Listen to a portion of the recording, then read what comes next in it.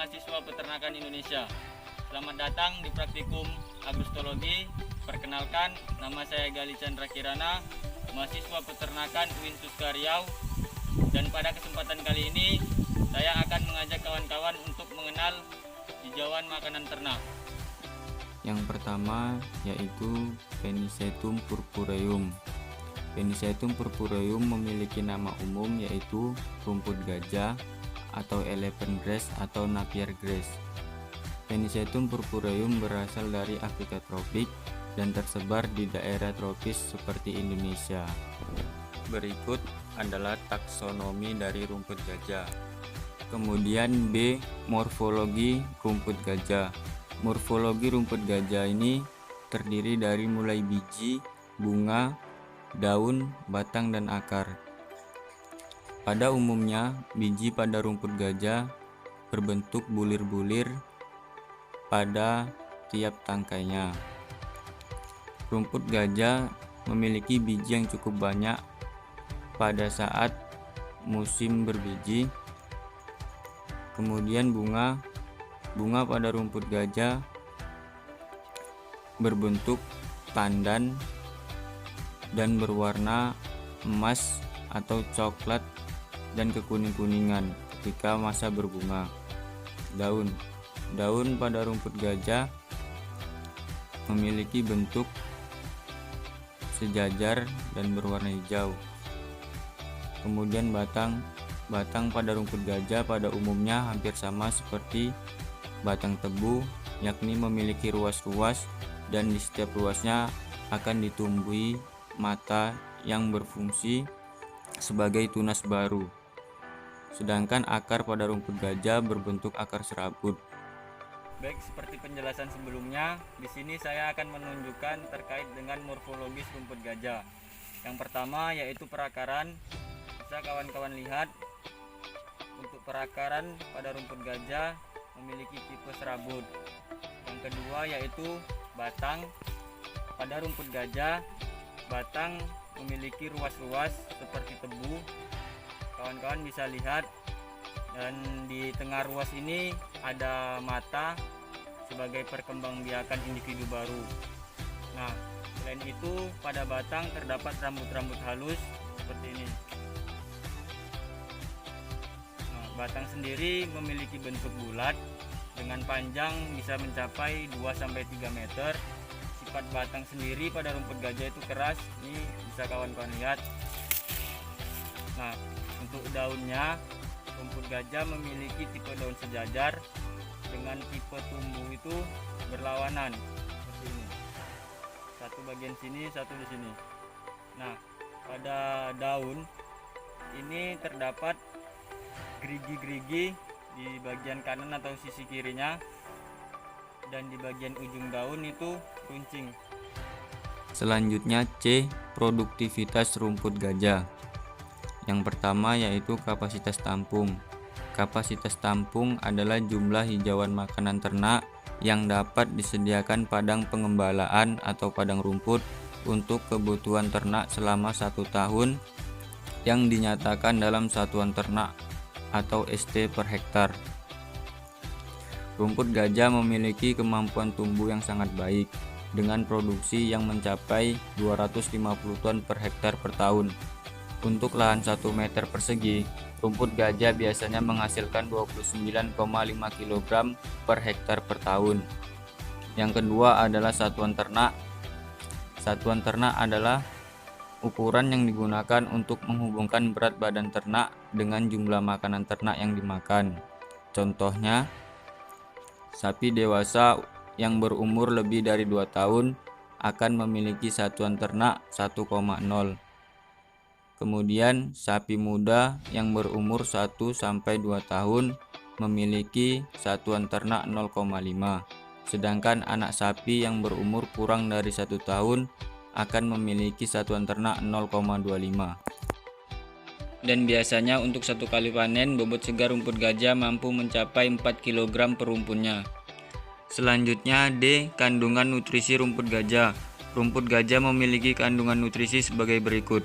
Di antaranya yaitu mengandung BK 22,2%, abu 12%, NPK 8,69%, LK 2,71%, dan SK 32,3%. Kemudian kelebihan dan kekurangan rumput gajah. Rumput gajah memiliki kelebihan diantaranya dapat tumbuh di lahan minim nutrisi dan mampu beradaptasi di berbagai macam tanah. Yang kedua, memiliki produktivitas yang tinggi dan kandungan gizi yang baik sehingga palatabilitasnya juga baik. Yang ketiga, tahan terhadap musim panas yang cukup tinggi. Sedangkan kekurangan rumput gajah yaitu kualitas rumput gajah tergantung pada lahan yang digunakan. Kemudian, rumput gajah tidak tahan hidup di daerah yang tinggi curah hujan karena memiliki perakaran dalam. Selanjutnya, hijauan makanan ternak yang kedua yang saya pilih adalah Pueraria triloba. Tanaman ini memiliki nama umum yaitu kacang kudzu. Tanaman ini berasal dari Asia Tenggara seperti Indonesia dan Malaysia, dan sekarang tumbuh dan tersebar luas di negara-negara tropis. Berikut adalah taksonomi kacang kudzu. Untuk morfologi kacang kudzu, tanaman ini memiliki tipe daun trifolet dan tipe bunga kupu-kupu. Sedangkan untuk tanaman kacang kudzu memiliki perakaran yang dalam dengan bintil-bintil sebagai tempat fiksasinya nitrogen. Untuk tipe pertumbuhan memiliki tipe pertumbuhan dekumben. Seperti penjelasan sebelumnya, di sini saya akan menunjukkan terkait dengan morfologi kacang kudzu. Nah, kawan-kawan bisa lihat pada kacang kudzu memiliki tipe daun trifolet. Artinya terdapat 3 bagian. Di bagian belakangnya biasanya terdapat bulu-bulu halus, dan umumnya kacang kudzu memiliki warna daun berwarna hijau tua. Untuk morfologi batang, pada kacang kudzu memiliki bentuk batang bulat dan ramping. Pada kacang kudzu batang tumbuh dengan melilit, dan kawan-kawan bisa lihat pada bagian belakang sini kacang kudzu tumbuh melilit di bagian batang kelapa sawit. Yang terakhir, saya akan menjelaskan morfologi terkait dengan akar pada kacang kudzu. Nah, kawan-kawan bisa lihat bahwasannya perakaran pada kacang kudzu memiliki bentuk akar tunggang, dan di bagian akarnya bisa dilihat. Nah, kawan, di bagian akar ini kita bisa melihat bahwasannya ada bintil-bintil bulat yang berfungsi sebagai tempat fiksasi nitrogen yang dilakukan oleh mikroba.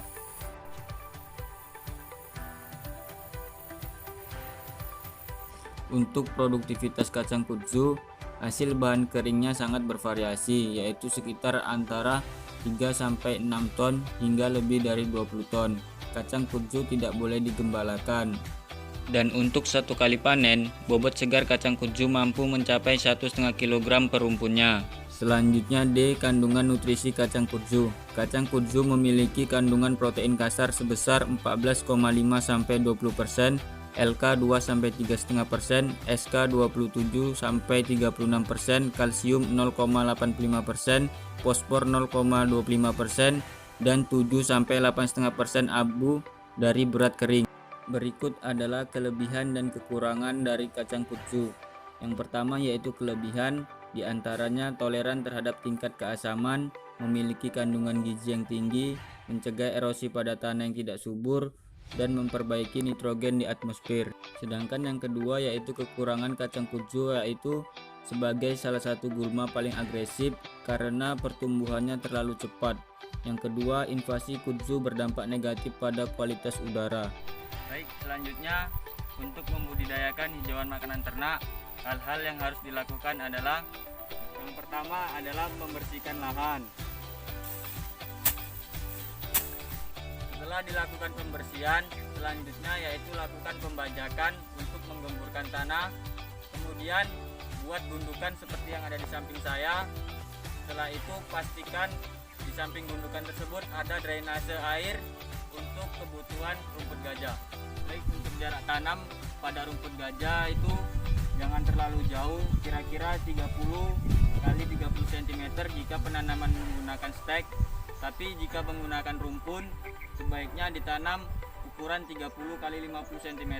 Selanjutnya, pemupukan pada rumput gajah bisa dilakukan ketika berusia 2-3 minggu. Pupuk yang digunakan bisa menggunakan kotoran ternak yang difermentasi dengan menggunakan M4 atau dicampur dengan urea atau NPK. Baik, untuk perawatan pada rumput gajah sebenarnya cukup mudah, yaitu yang pertama kita wajib menyiram secara rutin, yang kedua pupuk secara rutin, yang ketiga pembersihan gulma, yang keempat yaitu pengaturan pemotongan. Untuk pemanenan pada rumput gajah biasanya dilakukan pada waktu 90 hari pasca panen, dan pada musim hujan dipanen ketika berusia 40 hari, pada musim kemarau 60 hari. Pemotongan dilakukan dengan jarak 5-10 meter dari permukaan tanah.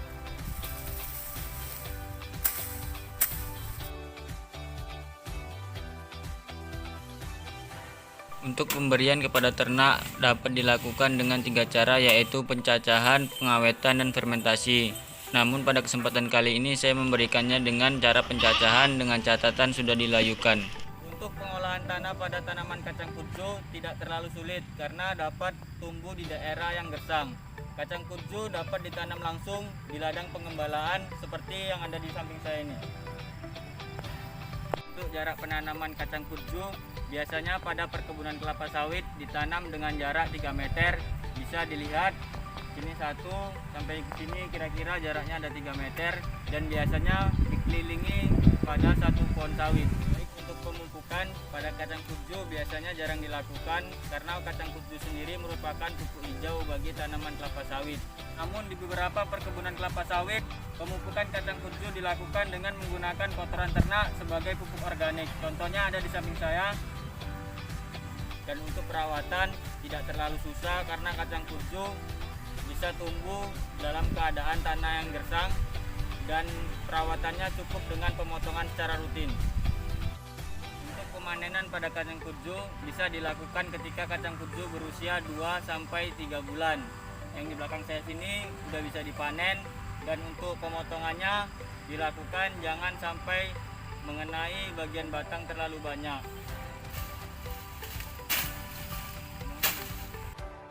Untuk pemberian kepada ternak biasanya kacang kudzu diberikan melalui 3 cara, yaitu pencacahan, pengawetan, dan fermentasi. Namun pada kesempatan kali ini saya memberikannya dengan metode pencacahan dengan catatan sudah dilayukan untuk mengurangi kadar airnya.